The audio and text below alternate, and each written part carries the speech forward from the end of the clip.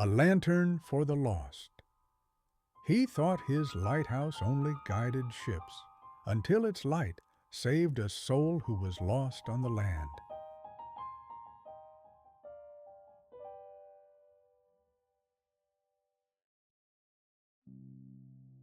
The lighthouse stood on a jagged, merciless finger of rock that pointed out into the churning gray expanse of the North Sea. It was a tall, stark, and solitary tower of weathered gray stone, a monument to defiance against the relentless, powerful, and often cruel personality of the ocean. For 100 years, it had stood its post, its single, powerful eye, sweeping a slow, steady, and predictable path across the water, a silent, dependable promise of safety to the sailors who navigated these treacherous, shipwrecking waters. The keeper of this light was a man named Thomas. He was a man who had, over 30 years of solitude, come to resemble the lighthouse itself, weathered, solitary, and steadfast. His face was a landscape of lines carved by the sun and the salt-laced wind, and his eyes, a pale, washed-out blue, held the vast, lonely, and patient emptiness of the sea. His world was a small, circular one, contained within the thick stone walls of the tower. His days were a quiet, unchanging liturgy of polishing the great brass mechanisms, of cleaning the massive crystal lens, and of watching the endless shifting moods of the water. On this Christmas Eve, a storm of legendary fury was brewing.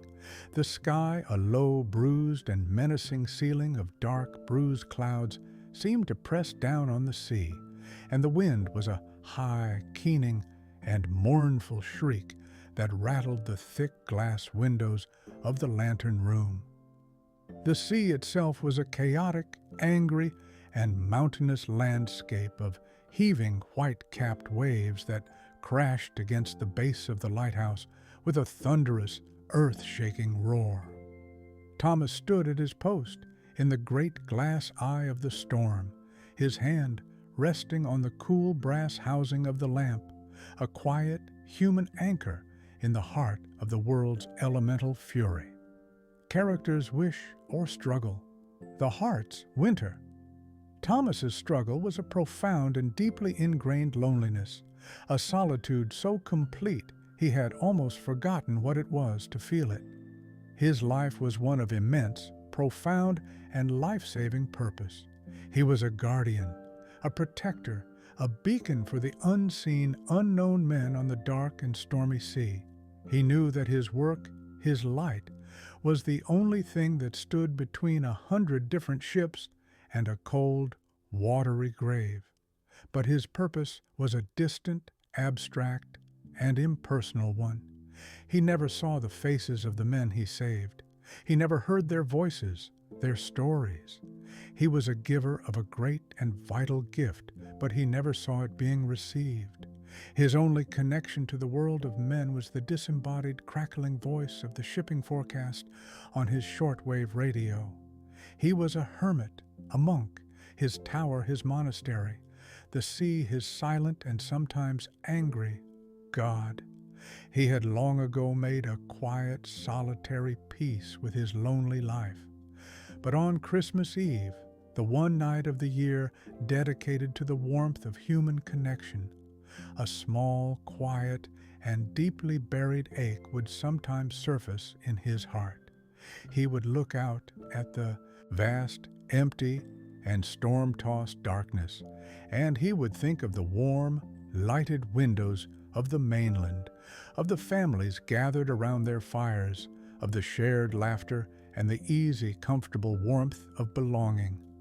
He did not begrudge them their happiness. He simply wished, with a quiet, hopeless, and unspoken longing, that his light, his great, powerful, and life-saving light, could just once touch someone on the land. He wished, for just a moment, that he could save a soul he could see. The magical encounter, the spark of wonder.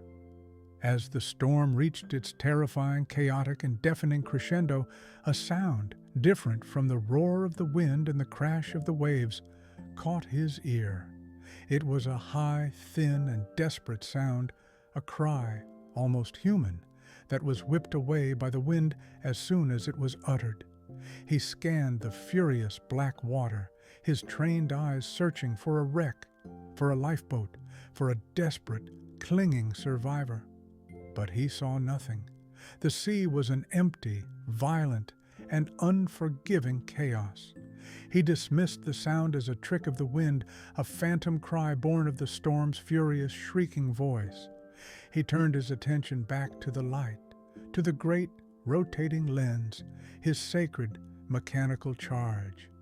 And as the great, white, and powerful beam of his lantern began its slow, steady sweep, not out to sea, but inland, across the narrow, wind-swept causeway that connected his rock to the mainland at low tide, he saw something. It was not a person. It was a dog, a small, scruffy, and utterly terrified terrier, its fur matted and soaked, its small body pressed against the cold, wet stone of the causeway, trapped by the rising, angry tide, the waves crashing just inches from its trembling paws. It was this small, desperate, and living creature whose cries he had heard.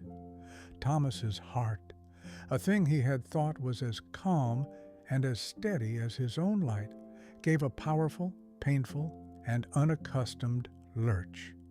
He was a man of the sea. He understood its power, its indifference. He knew the causeway was already impassable, that to venture out into that fury would be a foolish, suicidal act. His duty, his one and only duty, was to the ships, to the light. But as the great beam of his lantern swept past the dog and began its slow, inexorable journey back out to sea, he felt a powerful, irrational, and deeply human impulse. He looked at the massive, intricate, and ancient control mechanism for the light. He saw a series of large brass levers that had not been touched in 100 years, levers that were designed for the emergency manual override of the light's rotation. With a sense of profound, reckless, and life-altering purpose, a purpose that was not born of duty, but of a deep and sudden compassion, he grabbed the largest of the levers. With a great, groaning and protesting shriek of ancient, unused metal, a sound that seemed to be the cry of a century of broken rules, he pulled. The transformation, the gift within the great, massive, and inexorable rotation of the lantern slowed, shuddered, and stopped. The huge, complex, and beautiful dance of the gears and the weights fell silent. Thomas now had manual control. He was no longer the servant of the light. He was its master. He aimed the beam. With a sailor's precise and certain knowledge of angles and trajectory, he pointed the great, powerful, and life-saving beam of his lighthouse, not at the sea, but at the land. He did not point it directly at the dog. He pointed it at a spot on the mainland, a sheltered hidden cove, a small sandy beach that he knew, even in this furious tide, would offer a small, safe, and dry landing. He was creating a path, a bridge of pure, solid, and unwavering light, a road of hope leading from the terrified, trapped animal across a small, treacherous stretch of water to a place of absolute safety. The dog, which had been cowering in the darkness, saw the great, solid, and unwavering beam of light appear. It seemed to understand. With a new, desperate, and hopeful energy, it plunged into the churning, angry water. It was a terrible, desperate struggle. The small dog was tossed and turned by the furious waves, but it kept its eyes fixed on the steady, powerful, and unwavering light, the beacon, the promise. It swam, its small legs paddling with a fierce, life or death determination, and slowly, inch by painful inch, it fought its way out of the darkness and into the calm, safe, and brilliantly illuminated sanctuary of the cove. It scrambled onto the small beach, shook the water from its soaked fur, and then it turned, and it looked back across the water, up to the top of the tower, a small, silent, and profoundly grateful acknowledgement to the keeper of the light. Thomas, watching through his binoculars, his knuckles white as he gripped the controls, felt a profound, powerful, and deeply satisfying wave of emotion wash over him. It was a feeling more powerful than any storm. He had done it. He had saved a life he could see. He had not just tended a light. He had aimed it. He had used his great abstract purpose for a small, specific, and beautiful act of personal connection.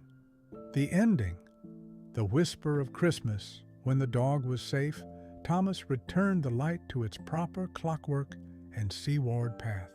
The great, familiar, and rhythmic dance of the gears began again. He was once again the faithful, steady, and anonymous servant of the sea. But he was not the same man. The ache in his heart was gone. The cold, empty space of his solitude was filled with the warm, glowing memory of a small, brave, and deeply grateful pair of eyes.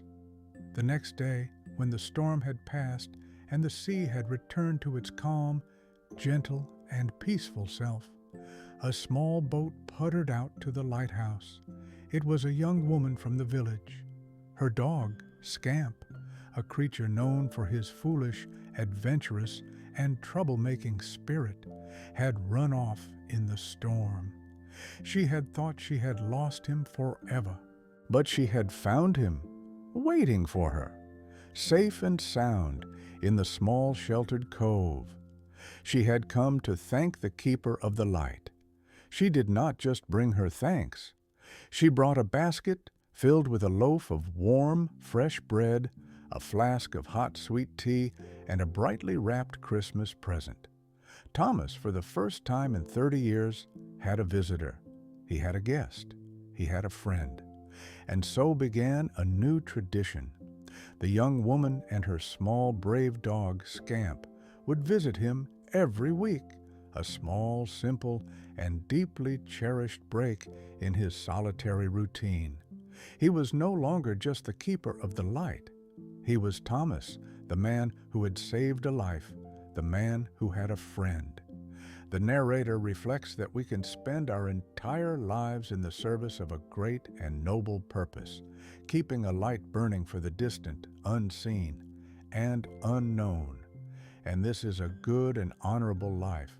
But sometimes the greatest magic, the most profound and healing connection, is found not in the grand sweeping gesture, but in the small, specific, and compassionate act.